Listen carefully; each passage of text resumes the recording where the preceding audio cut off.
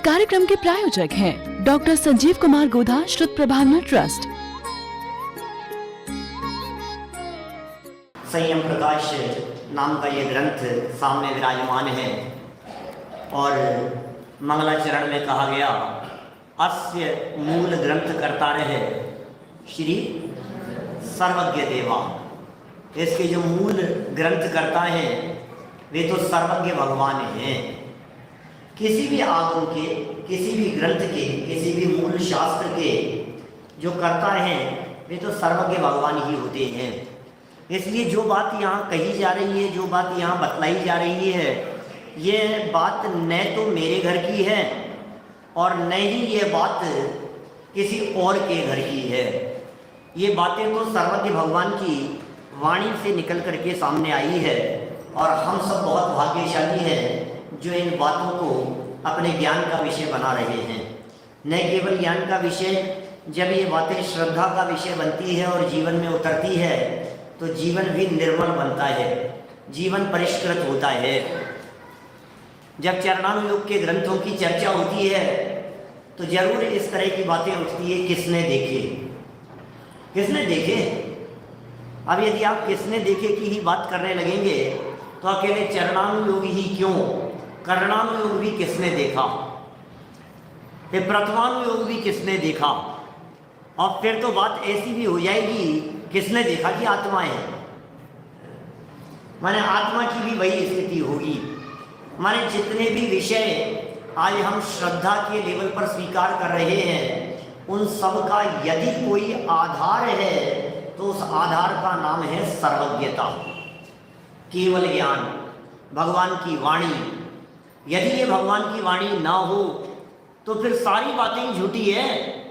फिर हमने कह दिया, वो अपने अभिनंदन जी भाई साहब बोलते रहते हैं ना हमेशा, यहाँ भी कई बार उन्होंने बात कही होगी, किसने देखा 500 धनुष वाले ऋषभ देव, किसने देखे। पहला बोल क्या है उनका, क्या है प्रकाश भाई, सुरेश भाई क्या है, अभिनंदन जी भाई साहब का पहला बोल 49वीं गाथा का नहीं पूछ रहा हूँ, पहला बोल क्या है, सर्वज्ञता का विश्वास, सर्वज्ञता का विश्वास, पहला बोल। माने सर्वज्ञता के विश्वास के बिना ये जनवाणी आप पढ़ नहीं सकते हैं। सर्वज्ञता के विश्वास के बिना न आत्मा पर विश्वास होगा न परमात्मा पर विश्वास होगा। सर्वज्ञता पर विश्वास हुए बिना ये केवली की वाणी है, इस बात पर भरोसा हुए बिना आप जो करेंगे, जो कर रहे हैं, सब पर प्रश्न चिन्ह खड़ा हो जाएगा। किसने देखा स्वर्ग, किसने देखा नरक। हम नहीं मानते नरक स्वर्ग। ऐसे 4 लाख दर्शन वाले लोग यहाँ घर घर में मिल जाएंगे जो ये कहेंगे किसने देखा स्वर्ग, किसने देखा नरक। जीव समाज की चर्चा चल रही है यहाँ। कल हमने चर्चा प्रारंभ की थी जीव समाज के बारे में। पर्याप्तक, अपर्याप्तक, निर्वृत्त पर्याप्तक भी आएगा अभी तो, सूक्ष्म, बादर, साधारण, प्रत्येक। कौन माने इन बातों को, ये क्या होता है साधारण, क्या होता है प्रत्येक। कल जो बातें कही थी वे बातें कुछ आप लोगों को याद हैं क्या? मुझे पूरा भरोसा है कि कल जितनी बातें बतलाई थी वे सब बातें आप भूल चुके होंगे। नहीं, गलत कह दिया क्या मैंने? सच में। और ये विश्वास ऐसे ही नहीं बना है मेरा, इस विश्वास के पीछे बहुत सालों का अनुभव है जगह जगह का, है ना। इसलिए मैं बड़े विश्वास के साथ में कह रहा हूँ क्या होता है पर्याप्तक, क्या होता है अपर्याप्तक। पर्याप्तक और अपर्याप्तकों में यदि पूछा जाए निगोदिया के बारे में, यहीं तक तो चर्चा हुई थी कल अपनी। पर्याप्त अपर्याप्त की चर्चा करते हुए हम निगोदिया तक पहुंच गए थे। पंडित जी, हम तो निगोद दशा से निकल करके मनुष्य दशा और यहाँ स्वाध्याय यहाँ तक आए हैं, आप दोबारा निगोद तक पहुंचा रहे हो। भाई ये निगोद तो क्या है, अपना जाना आना बहुत रहा है। निगोद तो मतलब जानी पहचानी जगह है। जैसे विवेक जी से पूछे तो बोले दाहोद तो हमारा खुद जाना आना रहता है ना। ऐसे अपन सबका कहाँ जाना आना रहता है, रहा है। अब पता नहीं भविष्य में हो या ना हो, अब तो नहीं होगा, है ना। विश्वास है क्या ऐसा? अब नहीं होगा दोबारा। माने अब तो हमें मुक्ति की प्राप्ति करनी है। लेकिन निगोद दशा में भी किस तरह के जन्म मरण होते हैं वो चर्चा 532 नंबर पेज संयम प्रकाश ग्रंथ के आधार पर चल रही थी। 532 गाथा दी 70 और 71 गोबट सार की। इन दो गाथाओं का अनुवाद करते हुए कह दिया, जीव और जीवों को एकत्रित किया जाना, ये जीव समास होता है। जीव माने तो हम सब जानते ही हैं, और समास माने होता है इकट्ठा किया जाना। वो सब शब्दावली, वो सब भाषा, जिस भाषा में, जिन वाक्यों में, जिस प्रतिपादन में हमें इकट्ठा किया जाता है जीवों को, वो सब जीव समास जानना चाहिए। ये जो जीव समास कहे गए हैं, इनको जानने के पहले, इनकी संख्या जानने के पहले, इनके भेद प्रभेद जानने के पहले कुछ बातों को, कुछ नियमों को जान लेना जरूरी है। और वे क्या क्या बातें हैं कि जैसे त्रस और स्थावर क्या होते हैं, कि साहब ये तो बहुत सरल है, इतना सरल है कि जीव समास हमें तो पता ही नहीं था। त्रस क्या होते हैं, बोले द्विइंद्रियादयस त्रसः, 2 इंद्रिय, 3 इंद्रिय, 4 इंद्रिय, 5 इंद्रिय, 6 इंद्रिय, 7 इंद्रिय, 8 इंद्रिय। नहीं, उमा स्वामी आचार्य ऐसे ही बता रहे थे शिष्य को, द्विइंद्रियादयस त्रसः कहा तो शिष्य ऐसे ही बोलने लगा। फिर आचार्य देव को सामने से लिखना पड़ा, पंचेंद्रियाणी। द्विइंद्रियादयस त्रसः के बाद में क्या लिखा उन्होंने, पंचेंद्रियाणी, 5 ही इंद्रियां हैं भैया, 5 इंद्रिय तक ही जीव होते हैं। फिर इंद्रियों की चर्चा उन्होंने प्रारंभ कर दी। खैर देखिए, इन पंचेंद्रिय जीव जो हैं, 2 इंद्रिय से 5 इंद्रिय तक, ये सब त्रस हैं, और 1 इंद्रिय जीव स्थावर हैं। बादर और सूक्ष्म, इन शब्दों का जानना भी जरूरी है। बादर माने जो टकराते हैं, जिनकी हिंसा होती है। बादर माने स्थूल। आलू में जो सूक्ष्म निगोदिया जीव होते हैं, वे सूक्ष्म नहीं होते, वे बादर होते हैं।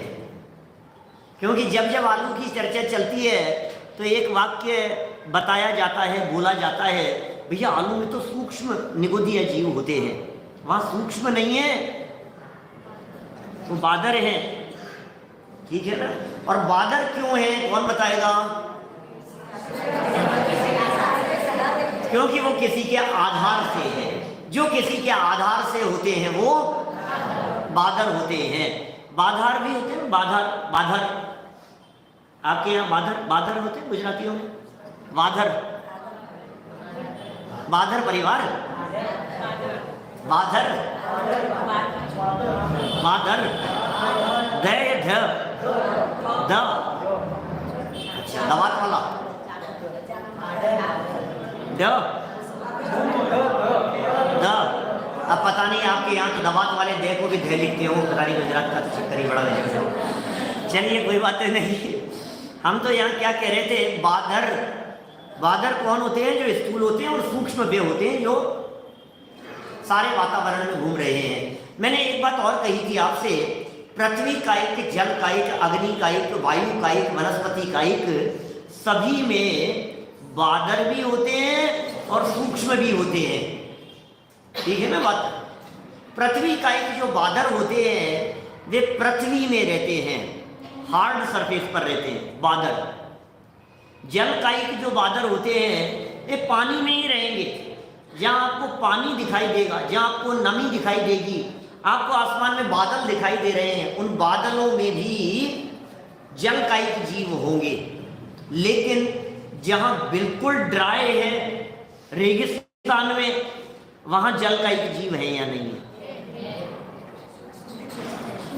मैं किसकी बात कर रहा हूँ?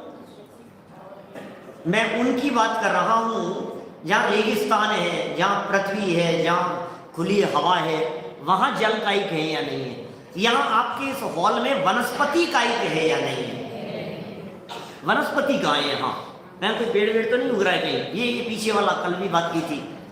और कहीं इस पूरे हॉल में एक सुई के बराबर जगह ऐसी नहीं है जहाँ वनस्पति कायिक जीव नहीं हो, जहाँ जल कायिक जीव नहीं हो, जहाँ पृथ्वी कायिक नहीं हो, जहाँ वायु कायिक नहीं हो। पांचों स्थावर है, लेकिन वे पांचों स्थावर सूक्ष्म हैं।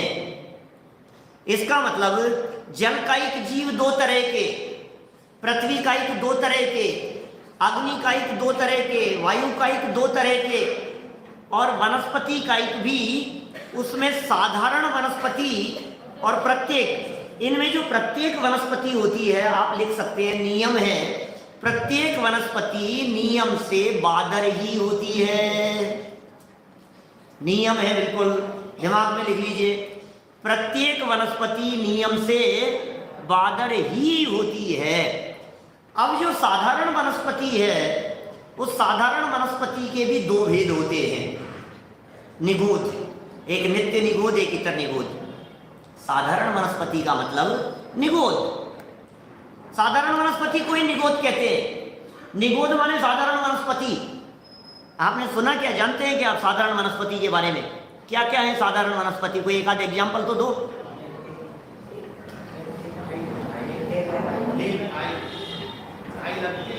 काई साधारण वनस्पति के लिए, और पत्ती,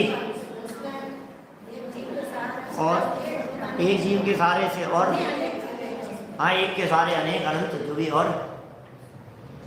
कौन सी है तो कोई एग्जाम्पल? बैक्टीरिया, वायरस, एक समान भाग। तो मेरे को कोई एग्जाम्पल तो दो। आलू, तो फिर क्या है? लौकी, गिलकी, डीजल। अरे भाई कहाँ हो रहे? सुनो सुनो सुनो, देखिए भाई साहब, सुनिए मेरी बात। साधारण वनस्पति आंखों से दिखती नहीं है। साधारण वनस्पति कहीं वनस्पति के रूप में बिकती नहीं है। साधारण वनस्पति किसी चीज का नाम नहीं है। आलू, गोभी, गाजर, ऐसे ऐसे कोई चीज नहीं है। ये साधारण वनस्पति नहीं है। पालक, लोग कहते हैं साधारण, ऐसा नहीं है। साधारण वनस्पति का मतलब होता है निगोद। निगोद का पर्यायवाची है साधारण। निगोदिया जीवों को कहाँ रखेंगे बताओ आप? निगोदिया जीव कहाँ हैं? निगोदिया जीव मनुष्य गति के जीव हैं या देव गति के? नर गति के हैं या तिर्यंच गति के? बोलो। तिर्यंच गति के। तो तिर्यंच गति के जीवों में निगोदिया जीव पंचेंद्रिय हैं या चार इंद्रिय? तीन इंद्रिय हैं या दो इंद्रिय? एक इंद्रिय हैं। माने निगोदिया जीव एक इंद्रिय हैं। अब प्रश्न, एक इंद्रिय जीव हैं तो फिर पृथ्वी कायिक हैं, जल कायिक हैं, अग्नि कायिक हैं, वायु कायिक हैं, वनस्पति कायिक हैं? निगोदिया, निगोदिया पृथ्वी कायिक हैं, जल कहाँ आएंगे? आखिर यही तो है, एक इंद्रिय। एक इंद्रिय तो पांच ही है ना। तो बोले वनस्पति कायिक, तो वनस्पति कायिक में आते हैं। सुनो, अब वनस्पति कायिक में जितनी आपको ग्रीन वेजिटेबल दिखाई देती है, ग्रीनरी दिखाई देती है, ये सब तो प्रत्येक वनस्पति है। ये सब प्रत्येक वनस्पति जितनी भी ग्रीनरी दिखती है।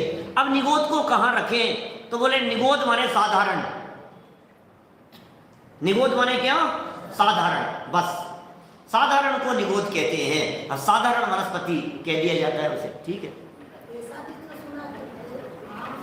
अब वो जो होती है ये साधारण, ये सप्रतिष्ठित प्रत्येक के आश्रय से रहती है, क्या है ना? वो उसके आश्रय से रहते हैं निगोदिया जीव। तो निगोद माने साधारण। और जो निगोद है, ये निगोद किसी न किसी के आश्रय से रहते हैं तो वे बादर निगोद हो जाते हैं। जब वो निगोद किसी के आश्रय से नहीं रहते हैं तो वे सूक्ष्म निगोद हो जाते हैं।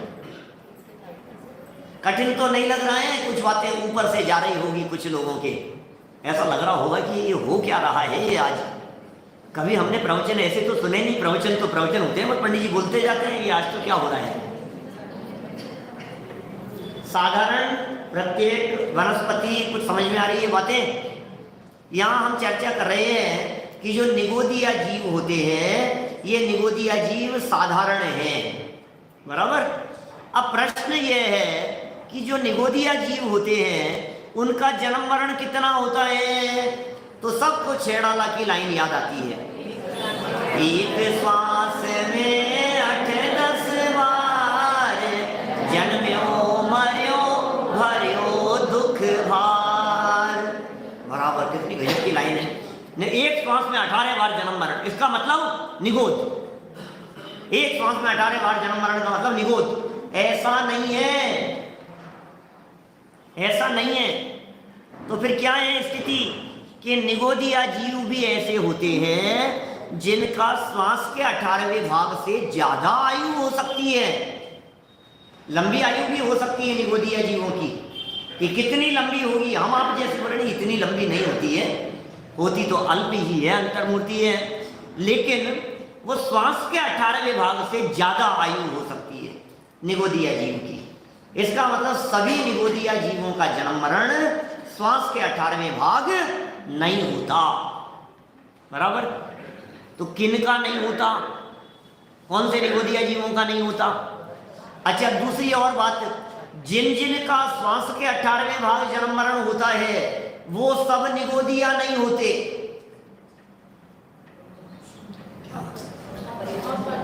क्या था वापस सुरेश भाई? जिन जिन का श्वास के 18वें भाग जन्म मरण होता है वो सब निगोदिया ही नहीं होते। इसका मतलब, अब सुनना थोड़ा सा ध्यान से, निगोदिया के अलावा भी बहुत सारे जीव ऐसे हैं जिनका श्वास के 18वें भाग जन्म मरण हो जाता है। अच्छा, श्वास के 18वें भाग का क्या मैटर है? ये क्या है? ये कौन सी श्वास की बात कर रहे हो आप? एक स्वस्थ व्यक्ति की नाड़ी को, धड़कन को धड़कने में जितना समय लगता है वो एक श्वासोश्वास है। एक स्वस्थ व्यक्ति की, स्वस्थ होना चाहिए, भागते हुए नहीं आना चाहिए, बुखार नहीं होना चाहिए, बीमारी नहीं होनी चाहिए, दौड़ते हुए नहीं आना चाहिए, उसके कोई टेंशन नहीं होनी चाहिए, आकुलता नहीं होनी चाहिए। बिल्कुल नॉर्मल पोजीशन में यदि कोई व्यक्ति है तो उसकी जो ये नब्ज है, ये नाड़ी, ये 1 मिनट में 72 बार धड़कती है। धड़क रही है? धड़क रही है? हाँ, तभी तो बैठे हैं यहाँ पे। नहीं चल रही होती तो बैठे कैसे होते? ये चल रही है बिल्कुल बराबर चल रही है। देख लिया हम सबने, चलती हुई दिखती है ना, नितिन भाई दिखती है? देखा आपने कभी? नहीं देखा? डॉक्टर साहब से पूछना कैसे दिखती है। तो ये 1 मिनट में 72 बार। अब 1 मिनट में 72 श्वासोश्वास हो गए, इसका मतलब ये हुआ 1 मिनट में 72 हो गए ना श्वासोश्वास। ये डॉक्टर भी जो वैद्य जी जब नब्ज देखते हैं ना तो ऐसे ऐसे घड़ी लगाते हैं, ऐसे इधर घड़ी लगाएंगे, इधर आपका हाथ पकड़ लेंगे। क्या करते हैं? तो 1 मिनट तो देखते ही नहीं है वो। 1 मिनट देखने की क्या जरूरत है? 15 सेकंड देख लेंगे ना। नहीं समझ में आई? तो कितना हो जाएगा? 18 आ जाएगा। 15 सेकंड वो देखेंगे, 15 सेकंड के अंदर 18 बार यदि है तो बराबर चल रही है, 1 मिनट में 72 बार हो गई। तो मुझे ये कहना है यहाँ कि कितना छोटी आयु हो गई, जरा कल्पना करके देखिए आप। 1 मिनट में 72 बार, इसका मतलब पौन सेकंड में 1 बार श्वास कितनी बड़ी है? पौन सेकंड का 1 श्वासोश्वास हो गया, और पौन सेकंड में 18 बार जन्म मरण। इसका मतलब 1 सेकंड में लगभग, मेरा कैलकुलेट किया हुआ है, 24 बार जन्म मरण बैठता है 1 सेकंड में। 1 सेकंड में 24 बार जन्म भी है, 24 बार मरण भी है, और जन्म और मरण नहीं, उनकी बाकायदा पूरी प्रॉपर लाइफ भी है। लाइफ भी है कि हाँ जीते तो नहीं, और क्या है, असंख्यात समय है उसमें, इतनी लंबी जिंदगी है उनकी। अच्छा, और सुनिए, अभी इतनी आयु जो निगोदिया की कही, श्वास के 18वें भाग, ये निगोदिया की नहीं, अपर्याप्तक जीवों की है।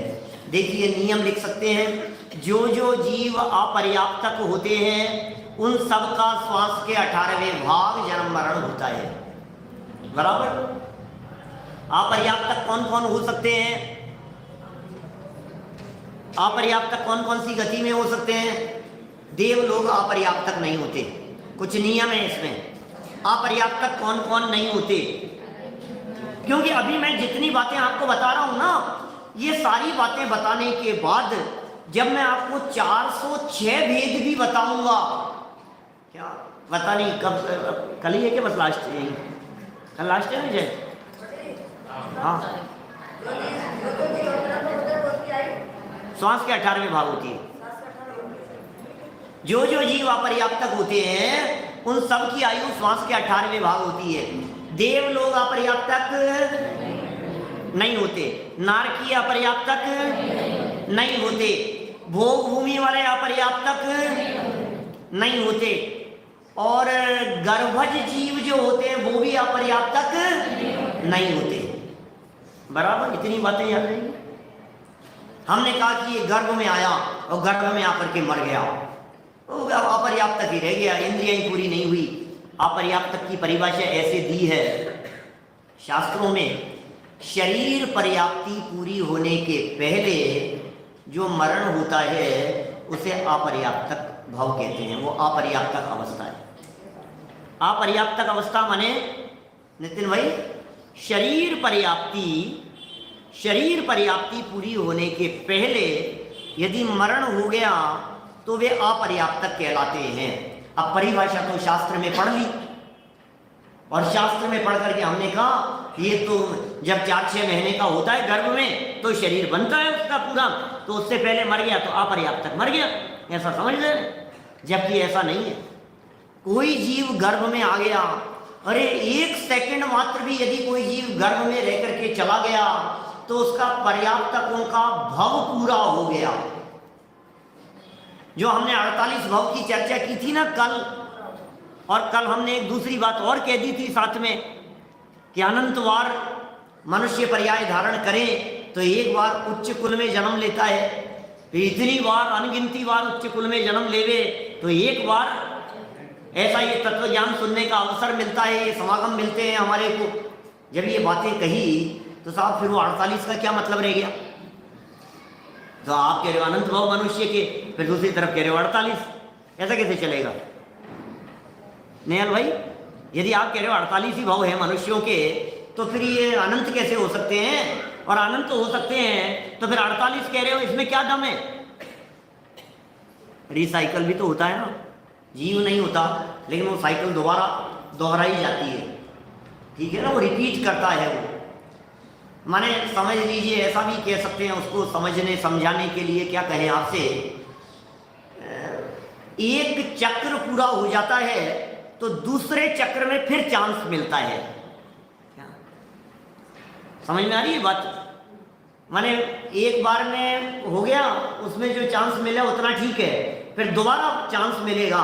जैसे कवि सम्मेलन का कल एक ही राउंड हुआ, कह रहे थे दूसरे राउंड में फिर, कल ठीक है चर्चा कहाँ की थी, दूसरे राउंड में बुलाएंगे, कहाँ था मैं पता नहीं, कहाँ कितना घूमता हूँ मुझे कुछ पता ही नहीं लगता कुछ। क्या कोई ऐसी चर्चा चल रही थी आपको सेकंड राउंड में, हाँ अपने उसमें भैया जो खिला रहे थे, आओगे ना सेकंड राउंड में फिर पूछेंगे, दोबारा राउंड आएगा आपका, फिर वो नहीं आया राउंड तो नहीं पूछा। आप लोगों ने देखा था क्या? अपनों से अपनी बात एक कार्यक्रम चला था, एसपी भारी जी ने लिया था, तो उसको 2-3 दिन अभी की बात है, इन्हीं दिनों की 27 तारीख की बात है। तो बोले वो सेकंड राउंड में पूछेंगे, तो फिर दोबारा एक बार पूरा सर्कल पूरा हो गया, फिर दोबारा राउंड। ऐसे ही ये जीव निगोद से निकला राउंड लगाने के लिए, और राउंड पूरा हो गया, और राउंड पूरा होकर के दोबारा वहां पहुंच गया निगोद। जब निगोद दोबारा पहुंच गया तो बोले अब जब सेकंड राउंड फिर आएगा तो फिर तुम्हारे को मनुष्यों का थोड़ा सा चांस मिल जाएगा। उसमें फिर 48 की बात कह दी। फिर वहां से वो राउंड पूरा करके, हो सकता है आपका नंबर ही नहीं आए, पहली टीम आउट हो जाए, हो सकता है पहले ओवर पूरे हो जाए, कई तरह की बातें हैं ना, ऐसे थोड़ी ना, बोल्ड भी हो जाता है। कोई टीम खेल रही है, वनडे मैच चल रहा है, मान लो अभी तो 20-20 चलते हैं, तो या तो ओवर पूरे हो जाए, क्या कुछ भी तो हो सकता है ना, कोई जरूरी थोड़ी ना कि 20 ओवर का मैच है तो पूरा 20 ओवर खेलेगा। 50 ओवर का चलता था पहले, है ना, टेस्ट मैच चलते थे, ऐसे 50-50 ओवर खेलते थे। कैसे खेलते होंगे आजकल, तो बंद ही हो गए वो सब, उस तरह से खेलना।